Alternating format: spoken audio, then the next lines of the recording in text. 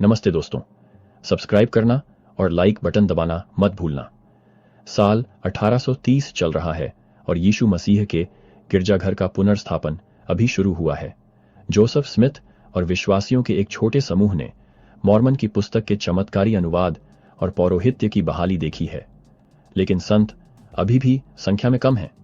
New York, Pennsylvania और Ohio में फैले हुए हैं, एक ऐसी दुनिया में जीने की कोशिश कर रहे हैं जो अभी भी आध्यात्मिक अंधकार में है। राजनैतिक और सामाजिक माहौल तनावपूर्ण है। कई अमेरिकी अभी भी 1812 के युद्ध से उबर रहे हैं और नए धार्मिक आंदोलन, उत्साह और भ्रम दोनों पैदा कर रहे हैं। इस बीच जोसेफ स्मिथ को एक रहस्य उद्घाटन मिलता है जो गिरजाघर का रुख बदल देगा।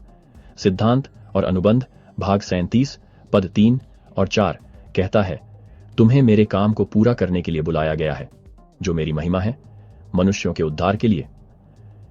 प्रभु संतों को न केवल शारीरिक रूप से इकट्ठा होने के लिए, बल्कि उद्देश्य और मिशन में एकजुट होने के लिए बुलाता है। ओहायो वह जगह है जहां उन्हें और निर्देश प्राप्त होंगे और जहां गिरजाघर आकार लेना शुरू करेगा। संत उत्सुक हैं, लेकिन अनिश्चित भी। वे अभी भी सीख रहे हैं कि इतनी तेजी से बदलती दुनिया में प्रभु की इच्छा का पालन करने का क्या मतलब है। इस समय अधिकांश संत किसान, व्यापारी और आम परिवार हैं जो अशांत अर्थव्यवस्था में जीवन यापन के लिए संघर्ष कर रहे हैं। इकट्ठा होना दूसरे विश्वासियों के साथ रहने के आह्वान से कहीं बढ़कर है। यह कुछ बड़ा, कुछ शाश्वत बनाने का अवसर है, लेकिन इकट्ठा होने की इस प्रक्रिया में चुनौतियां भी हैं। सोचिए कि इन पहले संतों ने कैसा महसूस किया होगा। उन्हें अपने घर, नौकरी और आराम क्षेत्र छोड़ने के लिए कहा गया। यह सब इस विश्वास पर आधारित था कि भगवान उनका मार्गदर्शन कर रहे हैं। कुछ के लिए इसके लिए बहुत बड़े विश्वास की आवश्यकता थी।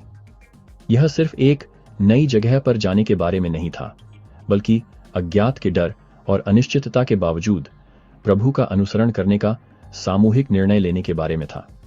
जैसा कि हम सिद्धांत और अनुबंध भाग 38 पद 24 से 27 में पढ़ते हैं, प्रभु कहते हैं, ताकि तुम एक हो जैसे मैं एक हूं, और ताकि मैं तुम में रहूं और तुम मुझ में रहो, ताकि हम एक हों। यह सिर्फ जगह के बारे में नहीं है, यह आध्यात्मिक एकता के बारे में है। संतों को उद्देश्य में एकजुट होने के लिए आमंत्रित किया जाता है, जैसे पिता और पुत्र एक हैं। लेकिन परीक्षा और कठिनाई के समय में वे इस तरह कैसे एकजुट हो सकते थे?